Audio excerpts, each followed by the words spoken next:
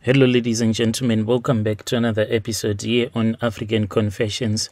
The following story that you're going to be listening to, it was sent to me by one of our sisters who gave us this translation. The translation reads like this. Hello, how are you? Can you please post my own story as hidden identity? I am from a small village on the outskirts of Durban. My life changed forever. This was in the year 2015. When my only son was diagnosed with leukemia, he was just 8 years old, a bright, a cheerful boy who loved playing football and dreaming about becoming a pilot. That was his dream. When we got the diagnosis, it felt like the world had stopped turning on me. My wife and I, we were both devastated, and we tried everything to save him. Doctors, hospital treatments, until we reached a point whereby we told ourselves that even though we were Christians, but it was time for us to return back to our African roots. So we sought out the services of a Sangoma. When we sought out the services of a Sangoma, he assisted us just a little bit, and then we were told that there was one auntie of ours, but from my wife's side, this auntie of ours, it was said that she was a witch. Since she was a witch, she had some of her tokologies, and these tokologies, they were just too much. So what they were doing now was that they would come, then they would suck the blood from my little son's body, and whenever they would be sucking the blood from his body, they were leaving this poison that was giving him this disease called leukemia. As you know that there is no treatment. So as his condition worsened, the healer kept on assisting us, and it was like whenever you would try to assist us, things will get a little bit better, until his condition worsened.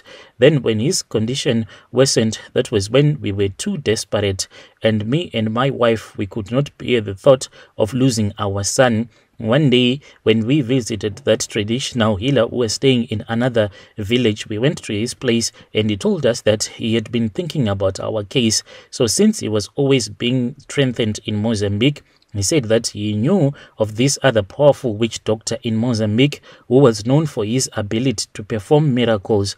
And he said that if I can go with you there, I know that your son can be cured, because he was claiming that he had seen this man do things that no ordinary man can ever do. And at that time, we did not care about the rumors. I just wanted my son to live. That is all that I wanted. I wanted to save my son's life. So we organized the trip. We then traveled all the way to Mozambique, and I had to pack a very small bag, because we were told that we were not going to stay very long in Mozambique. We got onto the bus that took us to Mozambique. The journey, it was long and exhausting, but all that I could think about was getting to this witch doctor and begging him to save my boy. When we finally arrived at this remote compound, which was deep in the bushes, I was greeted by a man who seemed older than time itself. This man, he was behind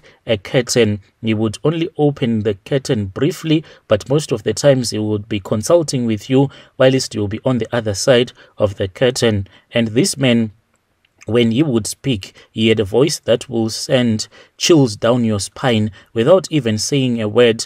He then told us that we had to go into the next room. We were led by his boys into this other hut, where I saw that there were a lot of things that were there, some creatures that I can't even help to describe.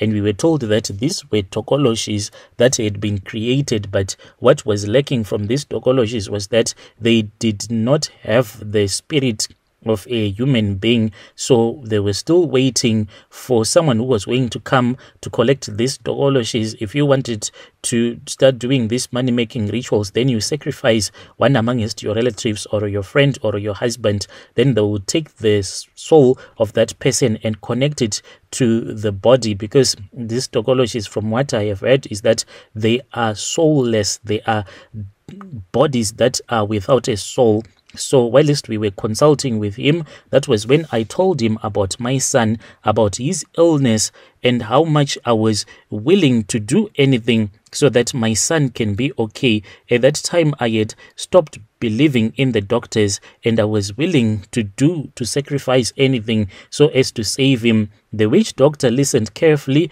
nodding as I spoke, but after a long silence, he finally spoke, and he said that your son's fate, unfortunately, is sealed. He spoke whilst he was at the back of that black curtain, and then he gave one of his boys a large magic mirror which was black in color with a lot of African beads, and I was given that mirror. Me and my wife, we saw ourselves in that mirror as if we were watching a movie, and we were told that this was what was going to happen. Our son, when we would return back to our country, our son was going to die. He said that your son's fate has been sealed and he will die, but I can offer you something else, something that can bring you wealth, and at least you would have gotten something out of your son's death. Already, me and my wife, we had gotten some money from the loan sharks whilst we were trying to get our son to get some treatment, but from the traditional healers. At that time, I was confused and I was heartbroken. My son was dying, but I knew that me and my wife returning back to our country, those loan sharks, they will be waiting for us. So this man, since he was talking about wealth, so I felt that it was far much better that we just do whatever that we had to do, because the boy was about to die anyway. Even the doctors had given us less than a year, saying that our son, there was no more chance for him, no hope for him. We then agreed, and then when we agreed, he made us to sign, because he had this other very big book which had a lot of names that were written in it. And oh my God, I saw that a lot of people from my country, they have been to his consultation room, judging from the names and the surnames. And this man, when you come to consult, he also writes from where you are coming from. So we wrote our names, and then we had to put a signature showing that we were not forced to do these money-making rituals, but we did this because we wanted to. After we had signed, then the book was taken to another room, then rose up. We clearly heard him as he was moving around at the back of that black curtain. He was moving things around until he called one of his assistants to help him, and then that assistant brought with him a very small cooler box, and we were told to open it up. So we opened that cooler box. When we opened the cooler box, to our surprise, there was a fresh monkey skull that was inside, as if this monkey had been killed on that same day. It was small with hollow eyes, sockets that seemed to stare right through me.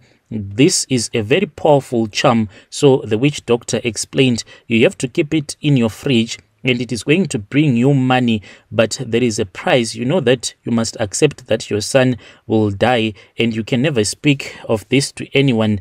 Do you hear? And that was when we agreed.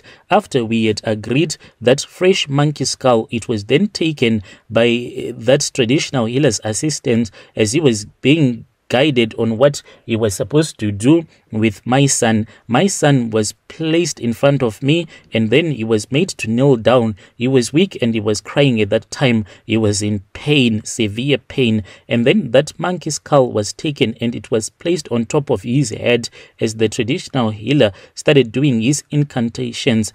As the traditional healer started doing his incantations whilst he was at the back of that black curtain, when I watched everything, my heart was torn. Yet me and my wife, we had been told that we were not supposed to cry.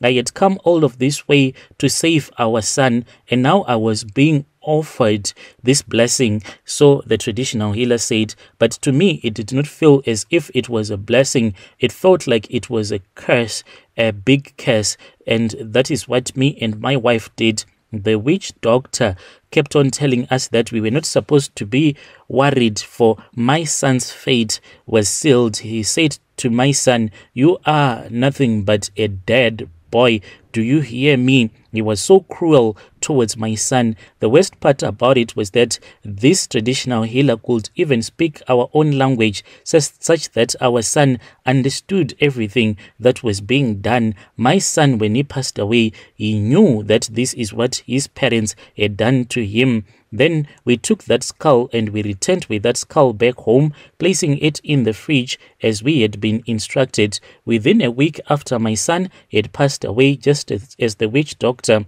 had told us, his death indeed shattered me and my wife. But then we started making money. Money started coming into our lives and business opportunities appeared out of nowhere. So me and my wife, we then bought 2 taxis for cash. So we were told that we just needed to start a business, but it's not like this business, it will be making a lot of money for us. So this monkey skull, it is what brings us money. This monkey skull, it can even go and get some money from people's homes, and it will bring that money into our home.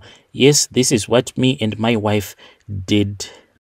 Dear listeners, right there was a message that was sent to me by one of our admins who gave us this translation. Indeed, strange things they do happen in this world.